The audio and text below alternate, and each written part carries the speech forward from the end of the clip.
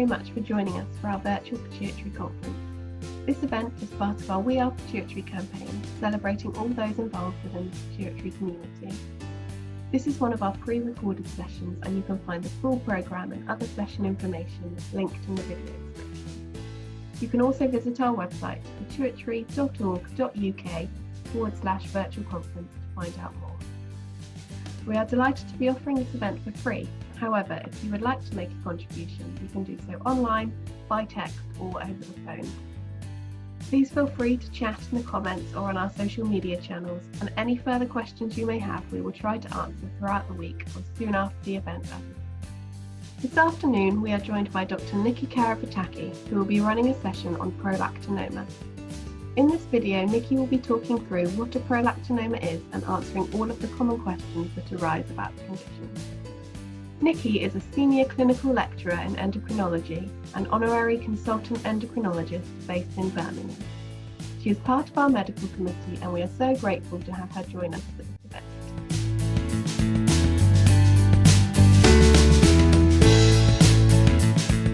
Hello everybody. My name is Niki Karavitaki. I'm a senior clinical lecturer at the University of Birmingham and an honorary consultant endocrinologist at the Queen Elizabeth Hospital, Birmingham. It gives me a great pleasure to take part in the national conference of the Pituitary Foundation, and many thanks to the organizers for kindly inviting me. So my talk will focus on the area of prolactinomas, an entity that I think a lot of you may already be familiar with. And I structured the talk in such a way that I will try and give answers to questions that you may have. So I will try and answer the questions like, what are prolactinomas? What is prolactin? How common are prolactinomas? How do they look like on imaging?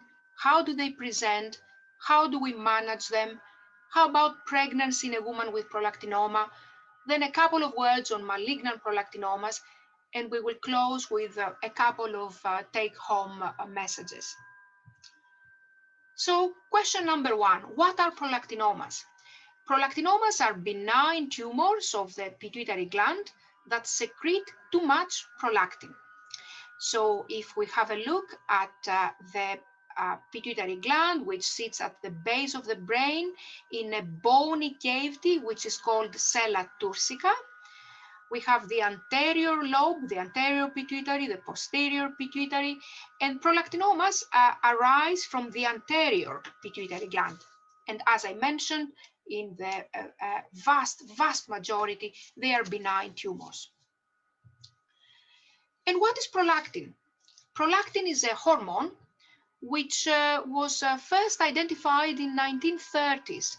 So it was discovered by an American biologist, Oscar Riddle, who found a substance, a hormone, which could promote milk production, lactation, in pigeons. So he gave the name prolactin. And we can see his photo featured in the magazine Time in the issue of January 1939. So this was found in pigeons and in other animal species. But how about human prolactin?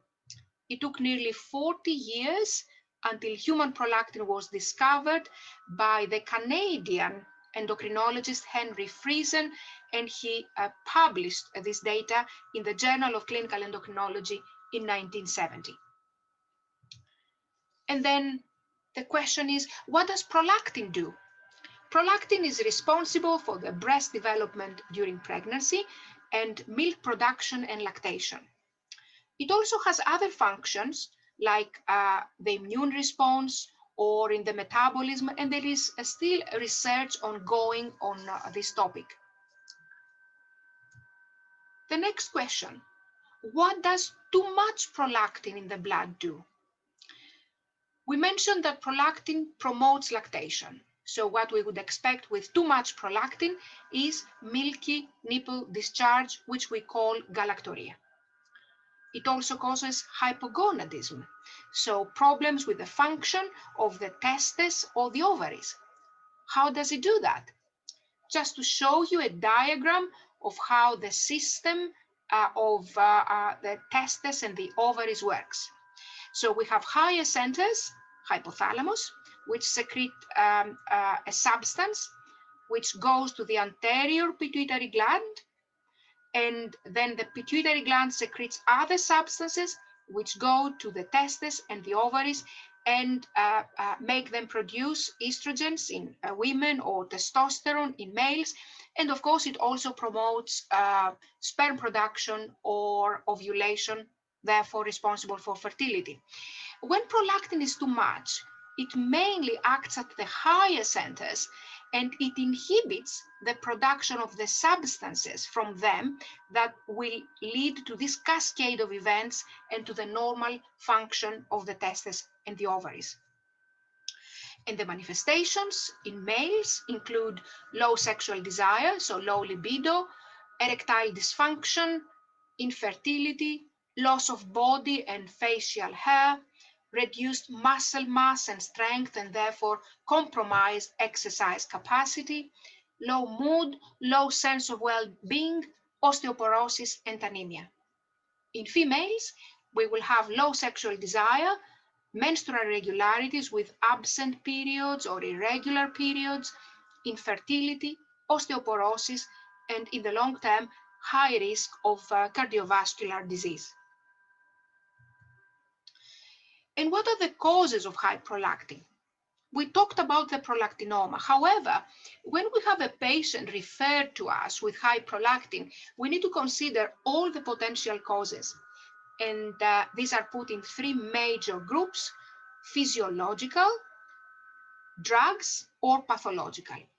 Physiological, we would include pregnancy and lactation. Other causes are shown here. Drugs, a number of medications can cause high prolactin.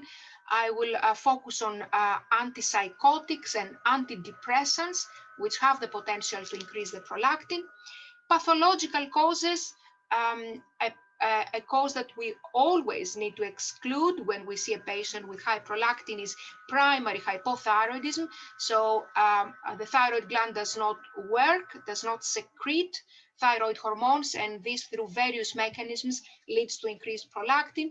We have hypothalamo-pituitary disease, so tumors in that area which through a different mechanism lead to high prolactin. And of course, as we mentioned before, and this is the focus of our talk, prolactinomas. And then the next question, how common are prolactinomas? We did a study in the UK more than 10 years ago, and we published it in 2010. And we found that the prevalence of prolactinomas is 44 cases per 100,000 people. And actually, prolactinomas are the most common pituitary adenomas, followed by non-functioning pituitary adenomas, acromegaly, and then much lower percentage of Cushing's disease. And this is in the general population. If we focus on females, still prolactinomas are the most common. In males, though, most common pituitary adenomas are the non-functioning pituitary adenomas, followed by prolactinomas. In terms of male to female ratio, they are more common in females, so 89% versus 11%. And the median age at diagnosis in the total population is 32 years.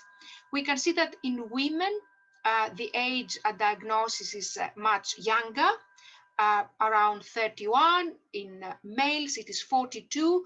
So around a decade difference. This could be explained by the fact that women may have menstrual irregularities if they have a prolactinoma, and this makes them seek medical attention earlier.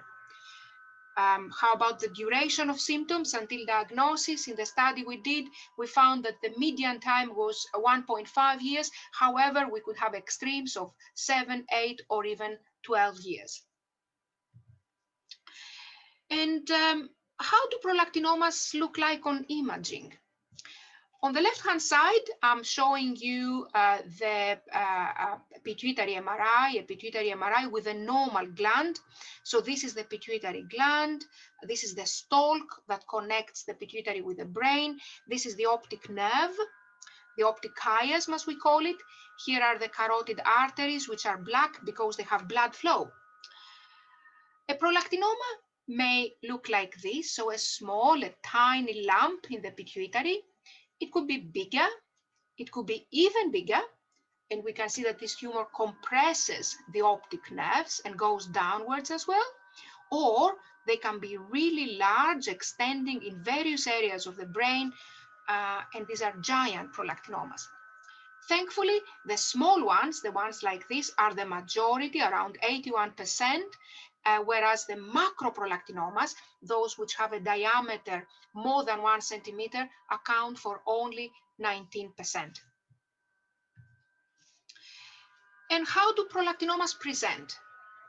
We will have effects of high prolactin and effects due to pressure or from the tumor to surrounding structures.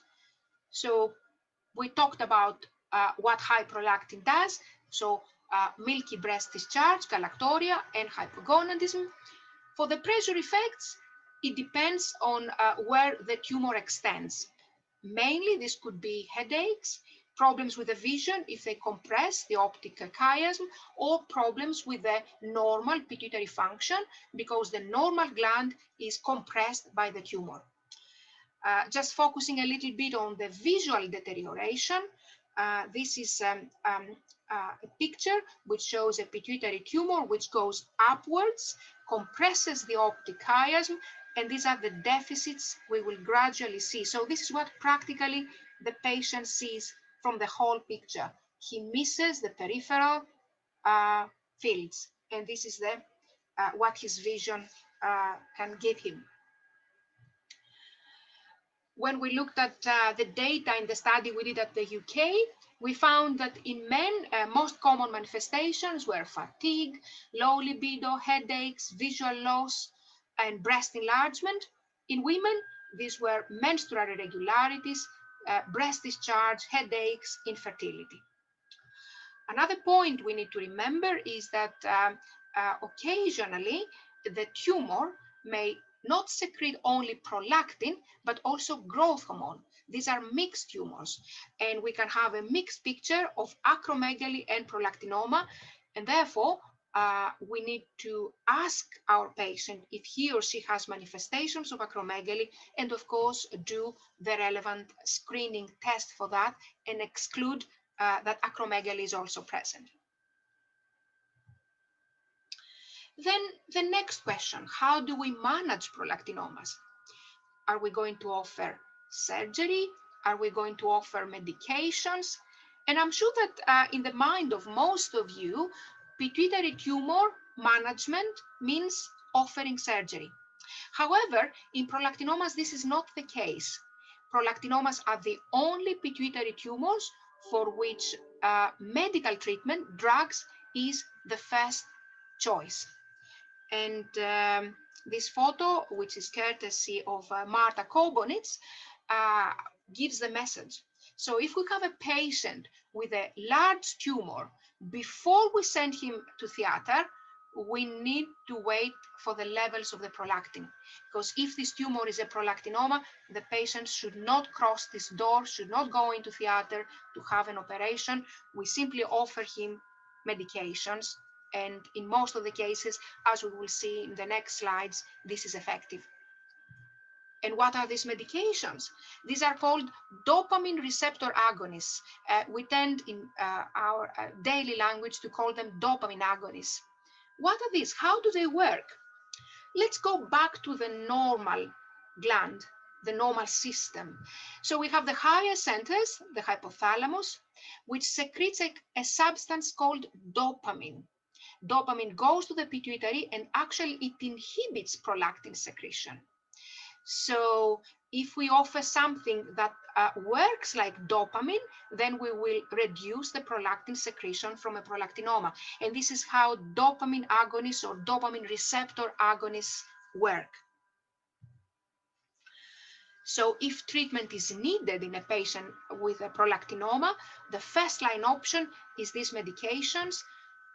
And this can be bromocriptine, cabergoline, or the more rarely used pergolide or quinabolide.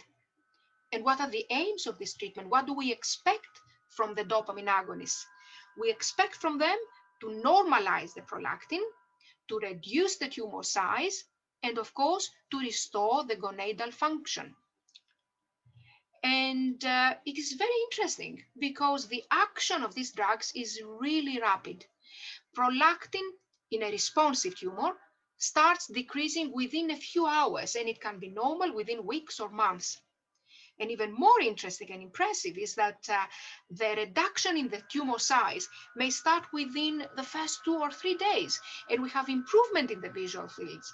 And we come across patients who presented to us with visual deterioration, with visual fields like the ones I showed you before, missing all peripheral vision. And then we start this medication, they come back in a week, we do the visual fields, and we see substantial improvement, which is really, really impressive. And the shrinkage of the tumor continues for at least until 1 year. And yes, dopamine agonists are useful drugs, but do they have side effects?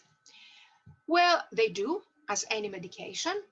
And here is a list of some of them which present with variable frequency, and we need to inform our patients about this so they know what to expect. Obviously, the list is longer, and it is included in the leaflet of the medication, but I'm just focusing on the main ones here. So this could be headaches, constipation, dizziness, sickness, drowsiness, low blood pressure, dyspepsia, so problems with the digestion, gastritis, cardiac valvulopathy, and impulse control disorders. And for the last two, I will come with further slides in a second. How are we trying to minimize the adverse effects? Ways for that could be to gradually increase the dose of the dopamine agonist, to ask our patient to take them on a full stomach, and to ask our patient to take them before he or she goes to bed, and therefore headaches or drowsiness will be less of a problem.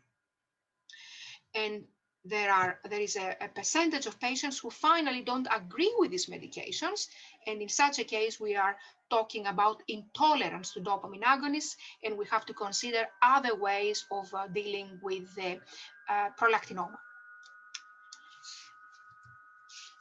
Now, a couple of words on the cardiac valvulopathy. So there is a lot of discussion as to whether the dopamine agonists we offer in patients with prolactinoma will cause problems with the valves of the heart.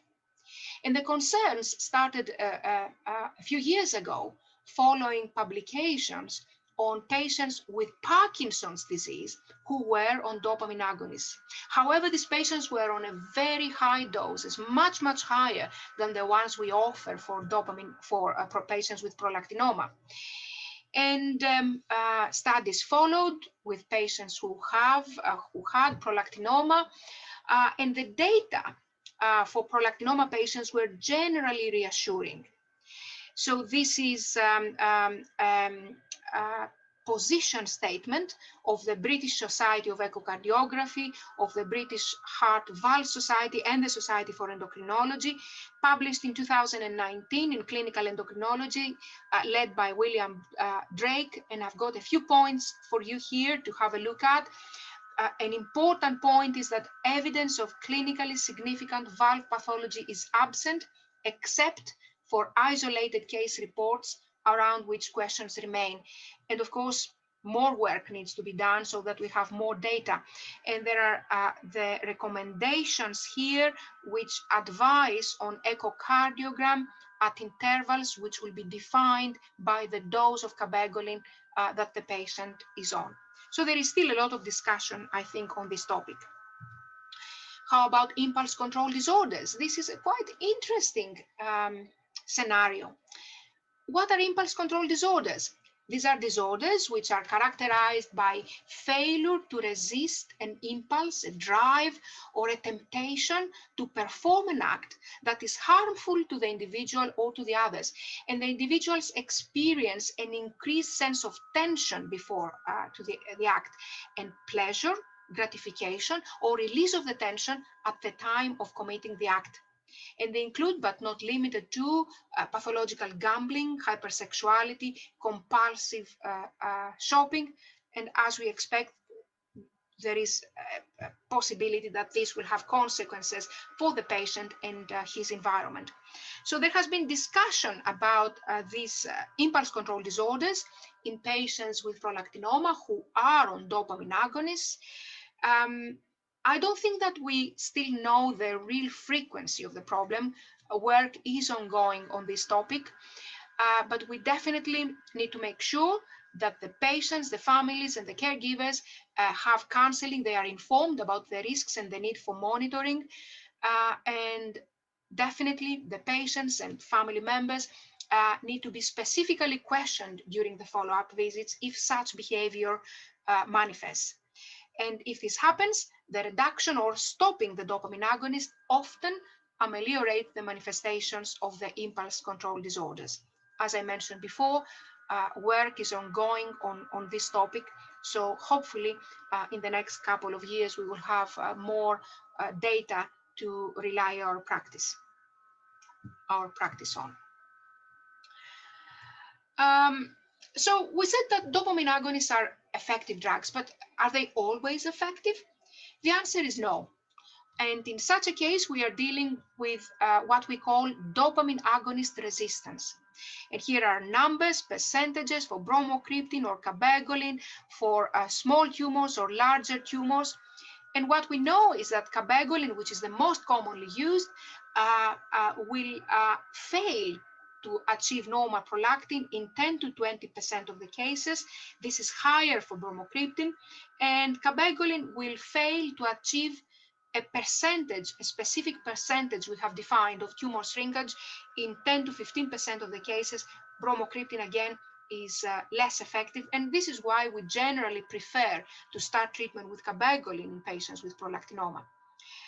Research says that the dopamine agonist resistance is more common in males and in patients with macroadenomas, larger tumors. Why does it happen? A potential scenario is that the tumor has smaller number of dopamine receptors, so smaller number of areas that the drug will go and bind and cause its effects. That's one of the hypotheses. And before we say that the patient has dopamine agonist resistance, we need to make sure that the patient is compliant. So if we prescribe these medications and prolactin does not go down, the tumor does not shrink, before we go to the route of trying and see what next in terms of treatment, we need to make sure that our patient is taking these tablets regularly, as we have advised. So if we confirm that there is dopamine agonist resistance, there are various options that we can use, which could be used alone or in combination. And this could include increase the dose of the dopamine agonist further, provided that this dose is tolerated by the patient, change to another dopamine agonist, go for surgery, radiotherapy, combination of the above. And in some cases, we don't change the treatment. We just continue with this and we continue with monitoring. And if there is hypogonadism, we offer gonadal hormone replacement. So the approach, as we can see, is individualized, but there are ways to help the patients even in these scenarios. And then a next question, and possibly this question is asked by the patients from the very first beginning of the diagnosis. Is this treatment going to be lifelong? The answer is that we could have the potential to stop this treatment. And research again has shown that this could be tried, preferably in patients who have been on treatment for at least 2 years on low dose of dopamine agonist. And with this dose, the patients should have achieved normal prolactin, and ideally, we should not have a visible on imaging tumor remnant. If we do this trial, we need to prepare our patient for what to expect.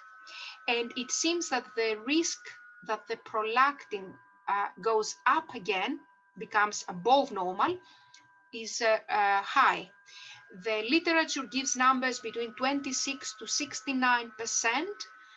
and the recurrence is most likely within the first year. Another scenario that stopping the dopamine agonist could be considered is after menopause. So after menopause, the women become hypogonadal anyway, their estrogens drop.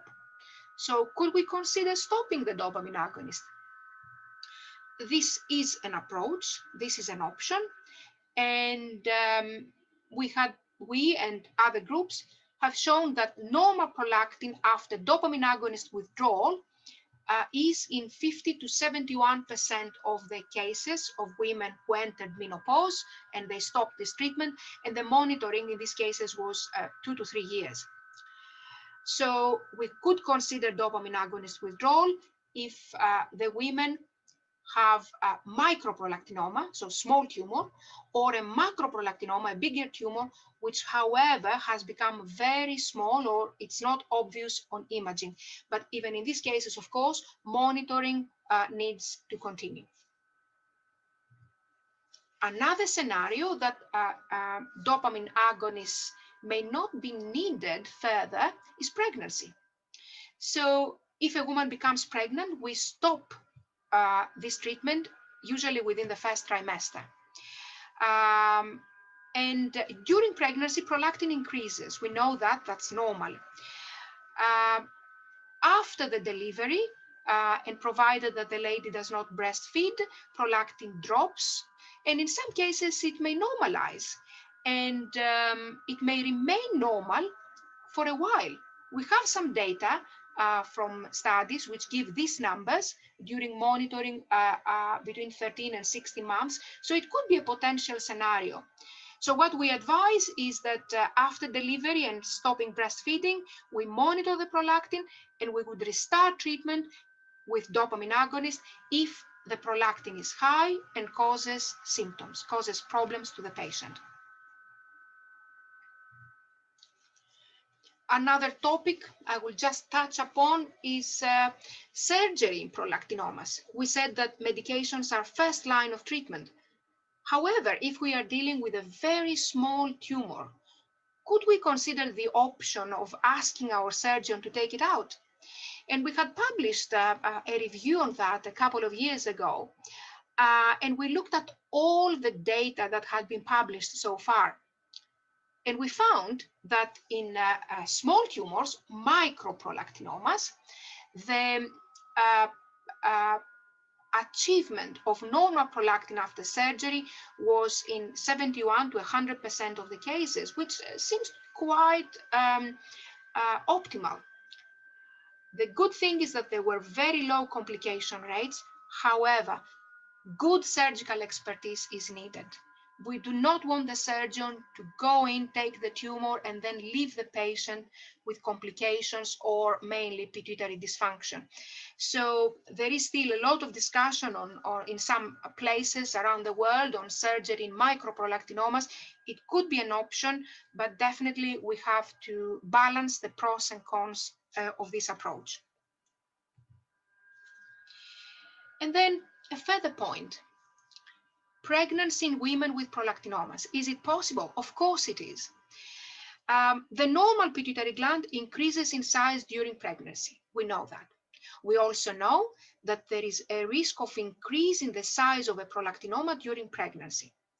And because of this, if our patient has a macroprolactinoma, so a bigger tumor, we recommend to try to conceive only after we have normal prolactin and significant tumor shrinkage. Generally, once pregnancy is confirmed, we stop the dopamine agonist and we monitor, of course, our patient. Now, what the literature says is that from more than 6,000 pregnancies which were achieved on bromocriptine, congenital malformations or abortions were not increased, and the monitoring of the children up to 9 years who had been exposed in utero to bromocriptine, so monitoring of these children showed no harm. And we have more also data coming for cabergoline suggesting that it is possibly also safe.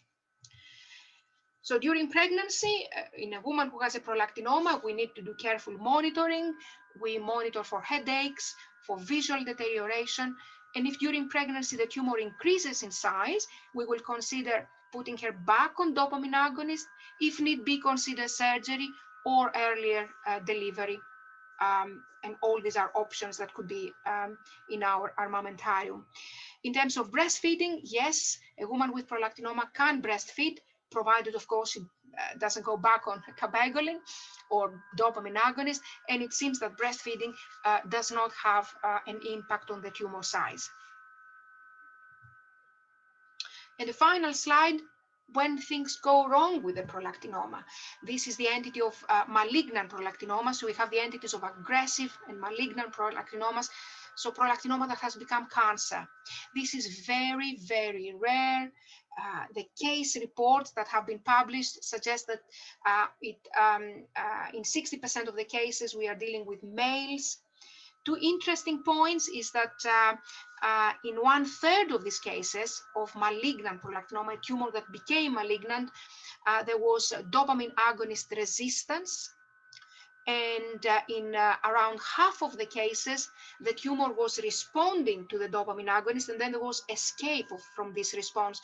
So the tumor changed behavior. It became more aggressive and at the end malignant.